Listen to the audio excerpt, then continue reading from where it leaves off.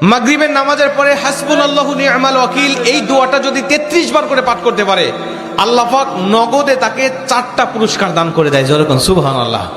এবং এই পুরস্কারগুলো আপনি নিজের চোখে দেখতে পারবেন যে হাসবুনাল্লাহু নি'মাল ওয়াকিল এই দোয়াটা পাঠ করার কারণে আল্লাহ পাক আপনাকে কি কি বেনিফিট দান করেছে।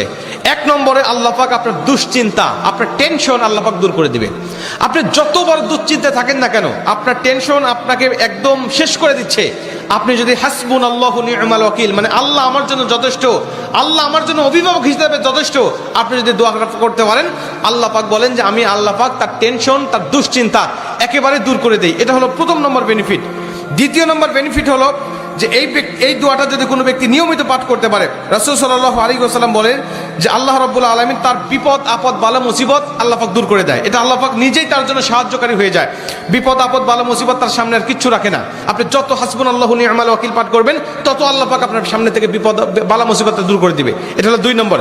3 নম্বরে নবীজি সাল্লাল্লাহু আলাইহি ওয়াসাল্লাম বলছেন, যে ব্যক্তি হাসবুনাল্লাহু নি'মাল ওয়াকিল বেশি বেশি পাঠ করবে, আল্লাহ রাব্বুল আলামিন সে যদি কারোর দ্বারা জুলুম শিকার হয়ে থাকে, সে মাজলুম, তার উপরে কেউ জুলুম করেছে, তার উপরে কেউ কষ্ট দিয়েছে, তাকে এই কষ্টটা সে পেয়ে আল্লাহ পাকের কাছে হাসবুনাল্লাহু নি'মাল ওয়াকিল পাঠ করেছে, আল্লাহ পাক বলেন নিজেই আমি ওই মাজলুমের পক্ষে হয়ে যাই, জালিমের বিপক্ষে আমি আল্লাহ নিজের অবস্থানটা দাঁড় করা দেই। যেরকম সুবহানাল্লাহ।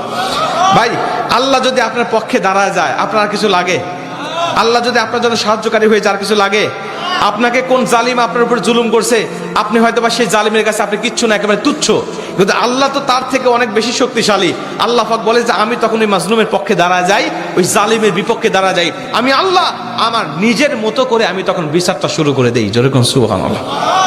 এজন্য যদি কেউ আপনার উপর জুলুম করে, আপনি হতাশা হবেন না, আপনি কষ্ট পাবেন না, আপনি আসমানের দিকে মুখটা উঁচা করে বলবেন হাসবুনাল্লাহু নি'মাল ওয়াকিল নি'মাল মাওলা ওয়া নি'মান নাসির। আপনি এই দোয়াটুকু শুধু পাঠ করবেন, দেখবেন যে আল্লাহ পাক আপনার সব হতাশা, সব দুশ্চিন্তা, সব টেনশন আল্লাহ পাক মুহূর্তের মধ্যেই আল্লাহ পাক আপনার দূর করে দিয়েছে। যেরকম সুবহানাল্লাহ।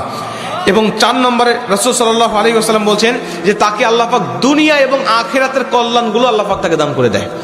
দুনিয়াতে যত কল্যাণ, যত খারাপই আছে এগুলো দূর করে দেয়, কল্যাণগুলো আল্লাহ পাক দান করে দেয়। আবার আখিরাতের যত কল্যাণ লাগবে আপনার সব কল্যাণগুলো আল্লাহ পাক আপনাকে দান করে দিবে।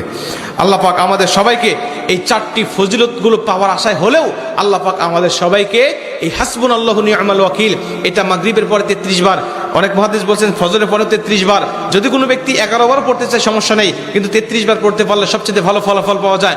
আপনারা অধিকাংশ 33-এর অধিক পড়লেও কোনো সমস্যা নেই। এক কথায় যে ব্যক্তি হাসবুনাল্লাহু নি'মাল ওয়াকিল বেশি বেশি পাঠ করবে, আল্লাহ পাক তাকে এই ফজিলতগুলো দান করবে। যেরকম সুবহানাল্লাহ। যতগুলো আমলের কথা বলা হয়েছে, আল্লাহ পাক আমাকে সহ সবাইকে আমল করার তৌফিক দান করুক। জোরে বলেন আমিন।